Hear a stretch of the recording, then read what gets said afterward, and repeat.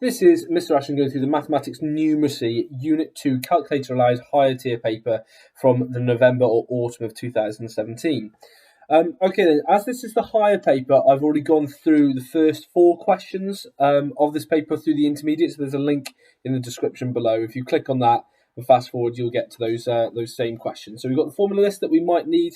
I'll put that to one side, we may come back to that later. Okay, so the first question on the higher paper says Tulare needs £8,000 to pay a deposit for a new house. She's already £7,500.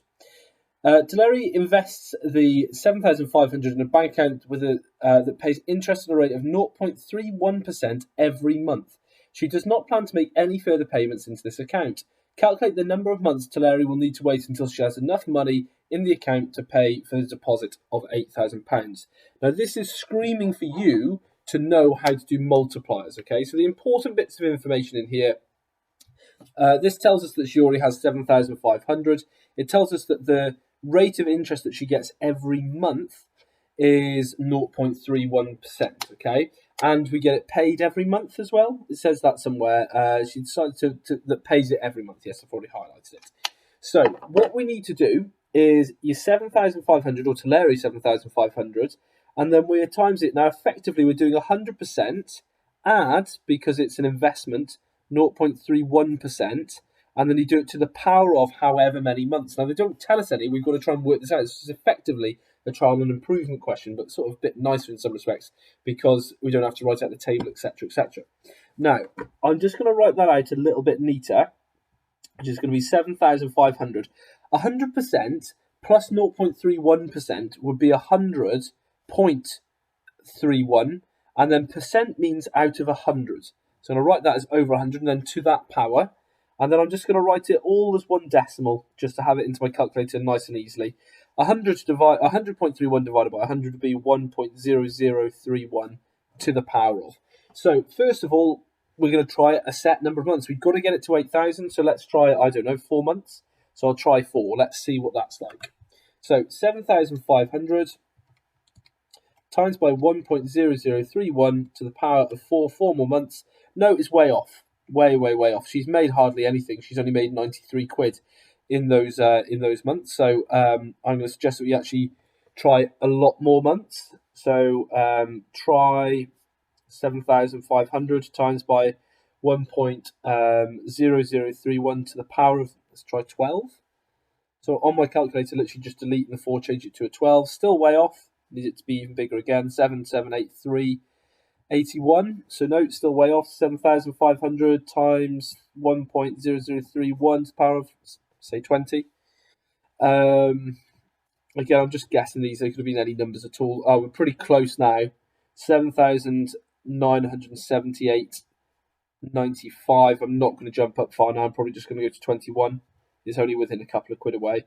So 1.0031 to the power of 21. That's done it. It's gone over. So 8,003 and 68. So 20 months is not long enough. And, hang on, that's not 68. It should have been 69 to 2 decimal places. But 21 months is. So what's it say? It says calculate the number of months that Tulare will need to wait until she has enough money. So 21 months needed. Okay. Over the page, we have a blank page, and then we turn over and we have the 2 pages that we can do work on here, but I'll probably try and fit this all in one, okay? Now, question 6 is really important that you read it and try and get your head around it. I'll start going through it with you. It says the diagram shows the locations of the ports Lindat, Mulk, and Nur. Lindat is due south of Nur, and Nur is due west of Mulk. Okay, now that's telling you certain things in terms of angles that we already know. So, for instance, because this is due south, that's due west, that has to be 90 degrees. So all of a sudden now, it should be giving you a bit of a hint as to what sort of question we're doing here. We've got a right angle triangle, so it's either going to involve Pythagoras or trigonometry, or possibly both. We're then told that Agentha lives in Mulk. She travels from Mulk to Linat by ship. Linat is 24 kilometres due south of Nur. So Linat, there, due south of Nur. So let's highlight where those are. So Linat, there, Nur, there. So we now know what the length of this triangle is. It's 24 kilometres. And we're told, so we've used that first one again, these will come in steps that are useful to help us. The ship sails directly from Linat on a bearing of 211. Now she lives in Mulk, so let's use a different colour highlighter here. Agatha lives in Mulk, so she's here, and she travels from Mulk to Linat. So she's doing that journey there, okay? We're told that the bearing of that is 211 degrees. So we'd expect to see a north arrow going from Mulk because that's where she lives and she's getting the boat from there.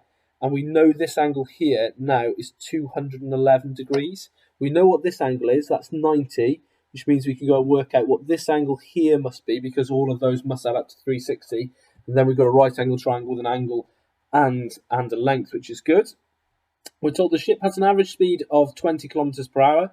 So we're going to be working with speed, distance, time here as well. So speed is equal to distance divided by time. We tend to have that in a triangle to help us remember the formulae. And then it says the ship leaves at 11:45. Calculate her arrival time at Linat. So we need to know what this distance here is. This is, I've tried to highlight pink as well as orange. So to do that, let's work out the angle here. So we're going to do 360, take away the 211, and take away 90. That leaves us with 59 degrees. So this angle here is 59 degrees. She travels this distance here, so I now need to know that. We know it's the hypotenuse of this right angle triangle. The 24 is opposite the angle that I've just worked out, the 59, and I want to find the hypotenuse. I'm not asked for, I'm not given the adjacent, so I'm going to write out SOHCAHTOA. Because I want to know the hypotenuse and I know the adjacent, I'm going to cross those out of SOHCAHTOA. And I'm going to use that one because it's double crossed out. So reminds me that the formula is sine angle. So sine 59 would be equal to the opposite side, so 24 divided by the hypotenuse side. Okay. Now I want to know what the hypotenuse is. I don't like it being a denominator. So the first thing I'm going to do is times both sides by the hypotenuse. So we're going to get hype times sine 59 is equal to 24. And then to get the hypotenuse by itself, I'm going to get rid of the times sine 59 by dividing both sides by sine 59. And that will tell me what this hypotenuse distance is. Okay, so let's make sure you can see what I'm working out. So to do that, I press the fraction button, 24 over sine 59, close my bracket, and I get 27.9992 blah, blah, blah. Okay, well, I am going to round that. I ordinarily say don't bother rounding, but that is so incredibly close to 28. It's as if it's designed to be 28 kilometers, okay? So I now know that this distance is 28 kilometers. I know now that the distance is 28, and I know the speed is 20 kilometers per hour. I've been asked to work out the arrival time when I know that the ship leaves at 11:45 a.m. So what I need to do now is work out the time taken by doing time equals the distance, so 28 kilometers, divided by the speed, so divided by 20 kilometers per hour. So the time that will take is 1.4 hours. Now be careful there. That's 1.4 hours. 1.5 hours would be 1 hour 30 minutes. So just because it's 0.4 doesn't mean it's 40 minutes. So what we do is we say take away the 1. So we're left with 0.4 of an hour. How many minutes are in an hour? 60. 0.4 times by 60 tells you that is 24 minutes. Okay, so it takes 1 hour, 24 minutes. These two things here that I've worked out are exactly the same. 1.4 hours is 1 hour, 24 minutes. Okay, now I've been asked what time it arrives. It left at 11:45. I've now got to work out the time that it arrives. Okay, so the way I'm going to do that is I'm going to take it up to 12 straight away by adding 15 minutes. But I should have added 24 minutes. So how many have I got left? I've got another 9 minutes to go. So adding on those 9 minutes would take me to 12 hours 09. Now I've dealt with the 24 minutes, let's add on the hour. So adding 1 hour would take me to 13:09 in 24-hour clock. Okay, so that is the answer for that one there. Okay then, over the page, let me just get all this work looking neat. Over the page, on page 16, and it's question 7, it says, Yestin opened a savings account on the 1st of August 2017 with investing £2,800. On the 1st of October 2017, he viewed his savings account online.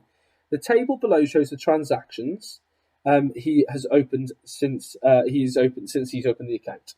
Okay. It then says calculate the nominal interest rate per annum. Okay. Now you're expected to know certain things here. Per annum means per year. And if it wants me to calculate the nominal interest rate, we're talking about a percentage. So the formula that we should look to use is what is the difference divided by the original and times by 100, and that would tell me what the rate is over that period. So if we look here, it's gone from being 2,800 to 2,814. So that is a difference of £14. The original amount was 2,800. And then times that by 100 will tell me what that is as a percentage. So 14 over 2,800 times by 100 is... I didn't have that the last time I did it. 14... Let's try that again. I've turned it into a percentage too quickly. Right, okay. So that was turning it in... I don't know if I have turned it into percentage too quickly, actually. Let me try doing it this way first, okay? I'll stick with the way that I had. So that is 0.5%. And that is for 1 month. It goes from the start of August to the end of August. So that is the price you get for 1 month. So that's equal to 1 month. I'm asked to work it out per annum. Yeah, this is fine the way I'm doing it. I times by 100 sooner than I did when I worked through it the first time. So for a year, how many months are in a year? Times that by 12. Whatever I do to one side, do to the other. So 0.5 times by 12 gives me an answer of 6% per year. Okay. We're then asked below, I'm going to put that times 100 back in. It should be there. We're then asked below to calculate the AER, the account was paying. Give your answer as a percentage correct to 2 decimal places. So we need to go back to the formula sheet here. You'll look at the very bottom and you're told the AER formula. It says AER as a decimal is calculated using the following formula. 1 plus I over n to the power of n, so those two are the same there. Take away n, where I is the nominal interest rate per annum. Now we've literally just heard that. It says the nominal interest rate per annum. We just calculated the nominal interest rate per annum. So that is 6%, although it does say as a decimal, so we need to turn that back to it being a decimal. And n is the number of compounding periods per annum. So the compounding periods, now this is happening every month, once a month. So how many months are in a year? 12. So we now know that my nominal interest rate, which is 6%, which we then write as a decimal, so 0.06, and n, which is the number of compounding periods that fit into a year. How many months fit into a year? N is 12. We now go and use the formula. So we say 1 plus 0.06 over n, so over 12, close bracket to the power of 12, take away 1, and this will tell me what the percentage is as a decimal. Okay, so brackets 1 plus fraction 0.06 over 12, close your brackets to the power of 12, to the sides, take away 1, gives me the answer 0.06167781186. Now, it tells me to answer that correct to 2 decimal places, but it wants it as a percentage first. To change a decimal to a percentage, we times by 100. So I times that answer by 100, and now I round it to 2 decimal places. So I have it as 6.17% to 2 decimal places. Okay? Okay, then over the page, have a quick read of the question. I'll start to go through it in a moment.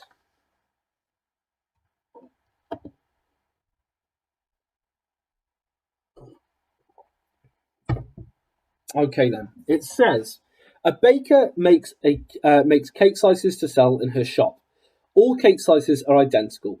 They have been cut from a cylindrical cake of radius 10 centimetres and depth 4 centimetres. Piped icing is placed on the curved surface of each cake slice as shown in the diagram. So that's this bit here. It connects the opposite vertices, that just means corners, of this curved surface, and it follows the shortest path between these vertices, between these corners. Okay, key bit is they've shown there as a right angle triangle. So as we've already talked about in this video, if you're seeing a right angle triangle, you should be thinking of using SOHCAHTOA or Pythag or possibly both. Okay, we're then asked what length of piped icing will be needed to decorate all the slices of the cake that make up the whole cylindrical cake. Forget about the word cylindrical, it's just a cake, it's a round cake that we've taken a slice from. Okay, now what I propose we do is work out what the length of this one is here. We then need to work out how many slices of cake this would then fit. To do that, I need to know this side here, which I do know, that's 4 centimetres. I need to know what this length here, this arch is. Now that arch, or not arch, sorry, that arc, we need to know a formula for, okay? And the formula that we use for arc length, which is the curved bit of the circle, is your angle, we tend to say theta, out of 360 times by the distance that would be the whole way around the circle. Now, the way around the circle is called the circumference, and the formula I tend to use is 2 pi r. Okay, but you could use pi d, that's the same formula. Okay, so now to work that out, I want to do not theta, but I know what it is, it's 20 degrees. Let me just start colouring bits and bobs of these in. Okay, 360, 2 pi, they're all the same thing. The radius, we're told what the radius was. It told me there the radius is 10. That's the radius there, okay? So it would be 20 over 360 times by 2 pi, and you just change the radius to brackets 10, okay?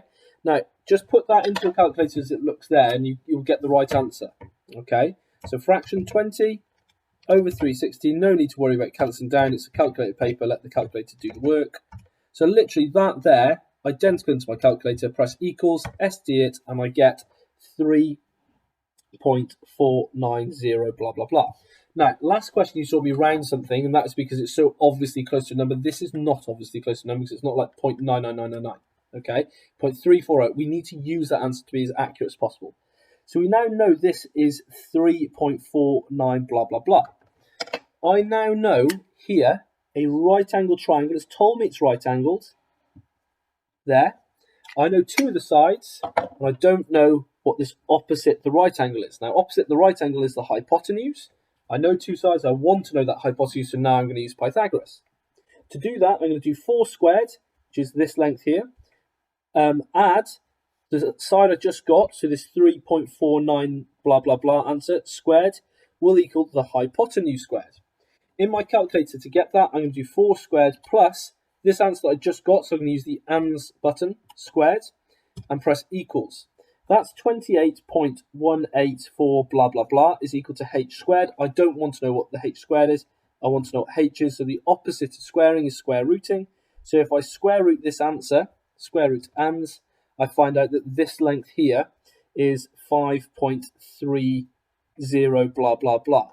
Okay, that is what this line here is. 5.3 blah, blah, blah.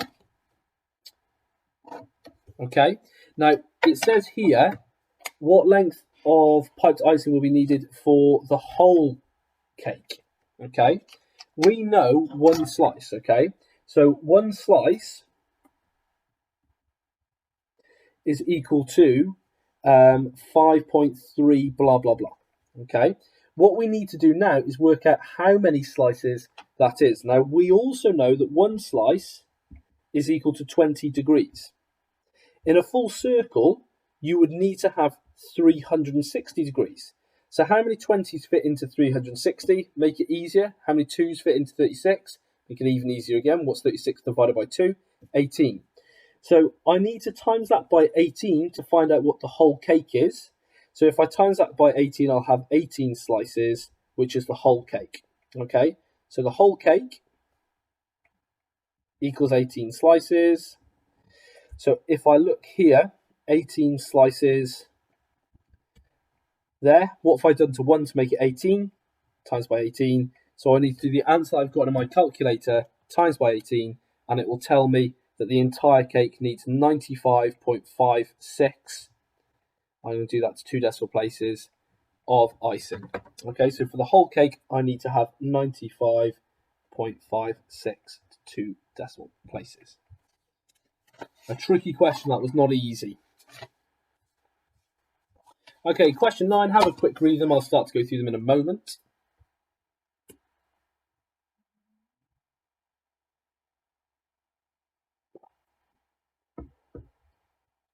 Okay, then question 9, it says an engineering company employs 85 staff. The company plans to carry out a survey of staff health. It will conduct the survey using a sample of 15 of its staff stratified by job type. Circle either true or false of each statement given below. Choosing the fourth person on an alphabetical list of the office staff is a suitable method for randomly choosing the office staff required from the sample. That would not be true. That is a different form of sampling called systematic sampling. It's not a way of randomly sampling. So, for instance, if it was a family company, or if we looked in Wales having certain surnames like Jones or Evans or Williams, then you might find there's quite a few people in that. So as a result, you've got more chance of being selected if your surname is Jones. Say there's 5 people that are Jones, there'll be 2 people called Jones who are selected in that survey, potentially, okay? So that would be false. It then says, numbering the cleaning staff, placing the numbers in a hat and drawing out the numbers at random is a suitable method of choosing cleaners required from the sample. Now that is how you get a random sample, okay? Everyone's got the same fair chance of being selected. There are 9 managers employed in the company. The calculation to find the number of samples is collected here. So we've done 9, which is the number of managers, divided by the number of people in the whole company, 85, and then times by 15 because they want to have 15 people surveyed. And they've got 1.59. So they've rounded that to 2, and they said, is that definitely the case? It's not. It all depends on the other job roles. And if that's the lowest one out of everyone, and everyone's been rounded up to get to the next number, so say everyone's rounded up, and that's the lowest the numbers got rounded up, we wouldn't necessarily round it up, so that would be false. Okay, if I try and show you a bit clearer what I mean here, say the managers came to 1.59, we had someone else who was like, say this was the cleaners, 7.78, and we've got there 2, 8, 10, and then we had, it's hard trying to do this off the top of my head. Let's say we had 5.56, which was just like clerical people. If we round those up to 2, round those up to 8, and then let's actually make this a big number. So say it's 5.66, round that up to 6, you would say, it's 16 people. So you choose someone to go down, and because they're the lowest, you would choose them to go down, not these guys, because they're higher than the others. So that wouldn't work. That's why that was false, okay? The proportion of staff in each job type in the sample will be exactly the same as the proportion of the staff in each job type in the company as a whole. It will be pretty close, but it's not necessarily exactly the same. That's why they bolded that word there, same as they bolded the word definitely there. So that would be false as well for the same explanation that I just gave there. Okay, then, it says 50 engineers are employed by the company. Use the following extract from the table of random digits to choose 9 engineers from the sample. You must start with the first number in the list. Describe clearly how you are using the numbers to select the sample. Okay. Now, what we're going to do, we've got 50 engineers. So we are going to number engineers, if I can spell it correctly, there we go, engineers, and we're going to number them from 01 to 50. The reason why we're doing that is because that's 2 digits, that also needs to be 2 digits. And I'm going to say that in brackets to show that I understand that. Both 2-digit form. Okay. If that had been 500 engineers, this would have become 001. If that had been 5,000 engineers, this would have been 0001. Okay. You've got to be in the same format. Okay, so we're going to number the engineers from 01 to 50. We will now we will now choose 2 digits from list and ignore any outside sample. Okay, so the way I will do that is I will look at the first number, which is 29,974, and I'll select just the 2 digits. So we'll say number 29, and there is someone who will be number 29 between there. Okay, the next 2 digits is 97. Now 97 is outside the sample, so I'm not interested in that. The next person selecting the sample will be 4 and a 5, Mr. 45. So we'll select 45. How many have I selected? I think I was supposed to choose 9 engineers. So because I'm expected to choose 9, I have to choose all 9. Number 45. The next person is number 54. Now 54 is not in the sample, so we wouldn't select them. The next person is person 79. 79 is also outside of the sample, so we wouldn't choose them. The next person is 07. That does fit within our sample. The next person will be 24. That fits in our sample. The next person will be 8 and 3. 83. No, not in our sample. Then 39. Yes, we'll have 39. How many is that so far? 1, 2, 3, 4, 5. So we've got another 4 to go. The next person is 99. No, not in our sample. 17. Yes. The next person would be 03. The next person would be 80. No, we're not interested in 80. Then 24. Now we've already got 24, so that's repeated, so we'd actually ignore 24. 75. I need to say that. I'll say ignoring outside sample and repeats. Okay, where do we get to? 03. So 75 is outside the sample, so we won't have 75. 49 we'll have. And, going quite far through this. 97, no. Then 90, no. Still outside. Then 12. And then I think that was the last one. 18 if needed, but I think that's 1, 2, 3, 4, 5, 6, 7, 8, 9. Yeah, that's the 9 engineers. Okay, so they're my numbers. So these are the ones who I'd select. Okay, I think we're on to the last question now. And this last question is an absolute stinker of a question. Okay, so take a moment to read it. I'll start to go through it in a moment. Okay.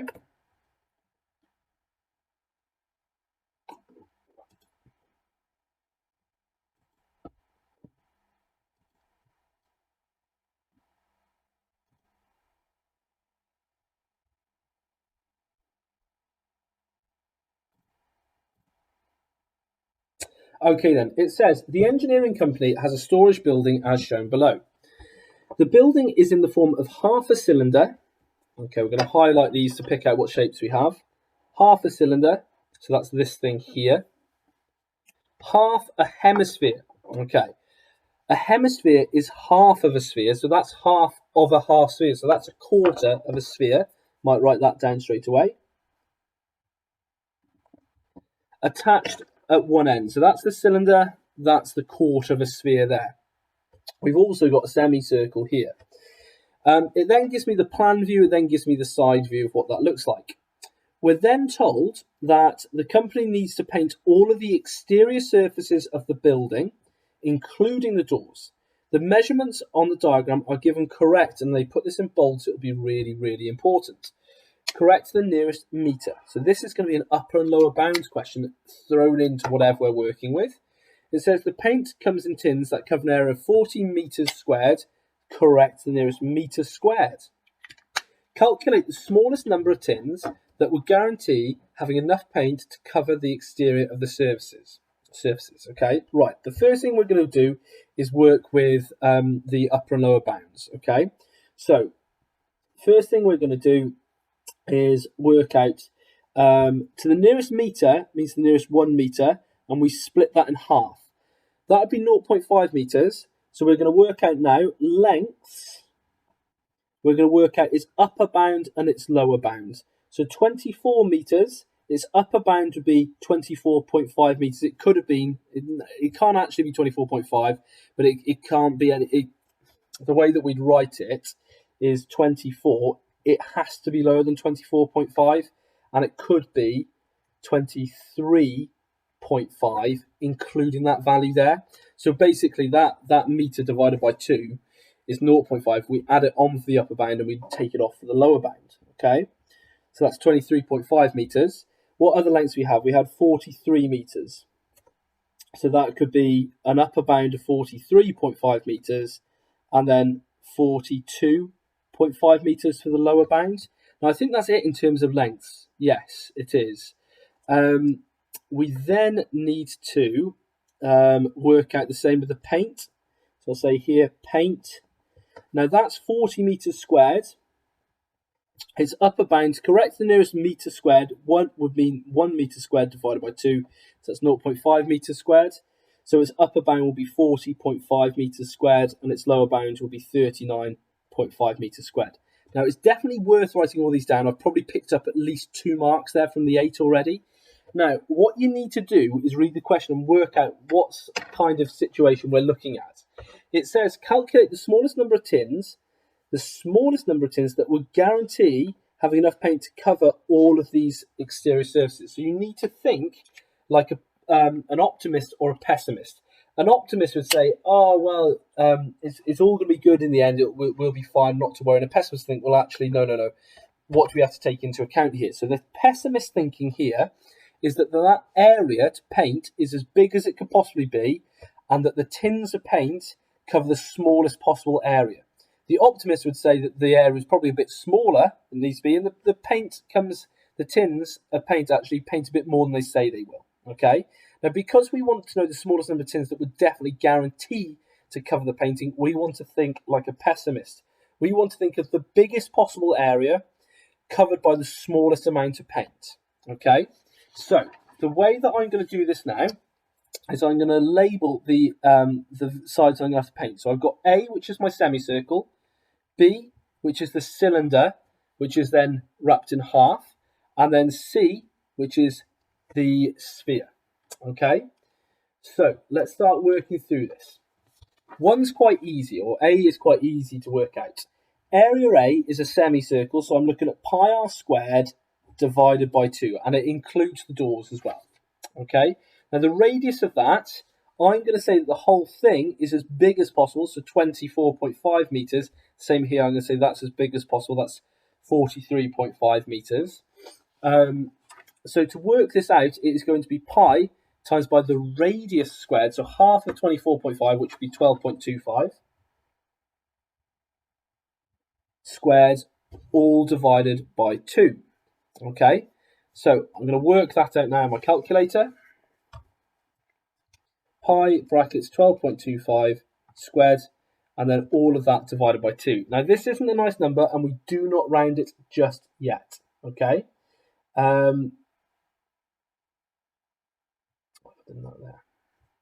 So that is 235.71. Let's make sure that looks like 2.7176238.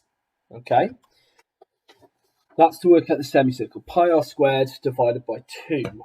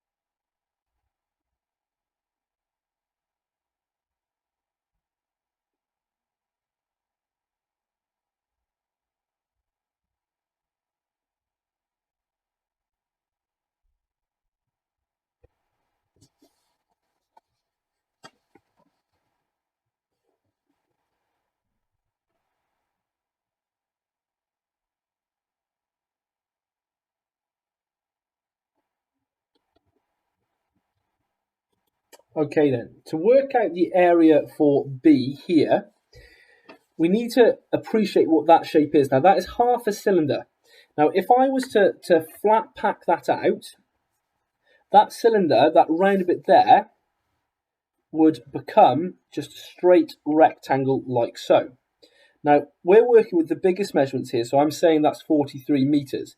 This bit here is half of the outside of the circle that's been stretched flat. So what I need to do is work out what that would actually be. And in terms of what that is half of the circumference of this circle. So circumference, to work that out, would be pi times by diameter. So that would be pi times by 24.5, but that's half of that. So I then divide that by 2. So this would be 38.48 blah, blah, blah. Okay, so to work that out then for area B, I would do 38 point, whatever that number was there, 38.48 blah, blah, blah,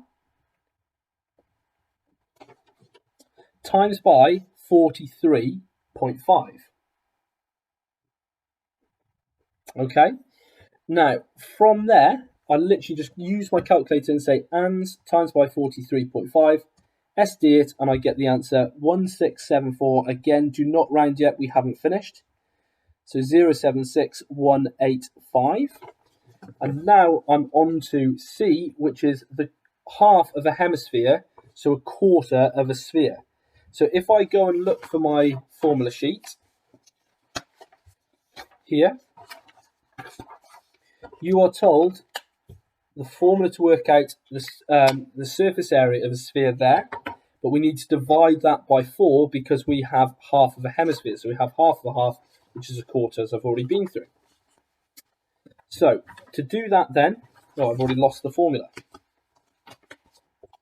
The formula is 4 pi r squared.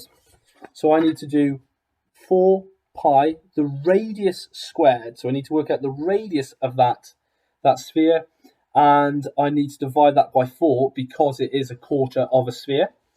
So the sphere there, you can see that distance there would be the diameter of it, and we know that that is 24.5. Now that's the diameter, so I want to divide that by 2 to find the radius. So say r equals there, okay?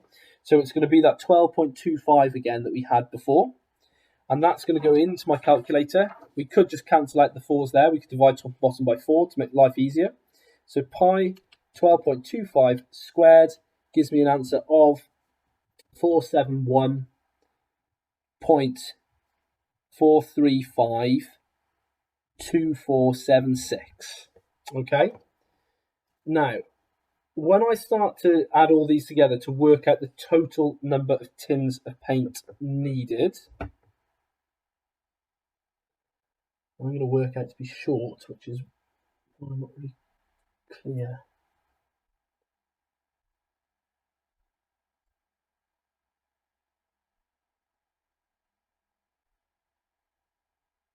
Okay, let's add all these together. Let's see what we get.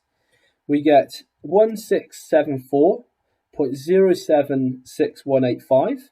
That number there. Don't know why I started off with that one. I probably should have started with the top one. So 235.7176238. And then plus the one at the bottom, so 471.4352476. I could have just used ANS, I suppose. And yes, oh no, I'm absolutely right. I've been worried the whole time, been going wrong with the numbers, but they're all correct. So a total, so I'll just show what I've done there to get that number. So 235.7 plus, I'll say ... 1674.0 ... plus 471 ... Let's come to 2,381.229056 meters squared. That is the total surface area of that building. Okay. Now, from here, I now need to work out how many tins of paint fit that. So the tins of paint was 40 meters squared, but that had an upper and a lower bound. Thinking as a pessimist, I'm going to say the area is as big as possible, and I want to divide it by as little possible paint. So if I do 2, 3, 81.229056, all divided by the smallest amount of paint needed for 1 tin. So if I do that answer divided by 39.5, I find out that I need 60 and a bit tins of paint. A very small number of tins of paint, but 60 and a bit of paint anyway. So 61 tins needed. That was a really tricky question to finish off there. Lots and lots and lots of nasty numbers to deal with, but those numbers are all correct, I can confirm. Okay. Thank you very much for watching. I hope you found it useful. If you did, please hit the subscribe button so you get access as and when I release any more videos. Thank you very much.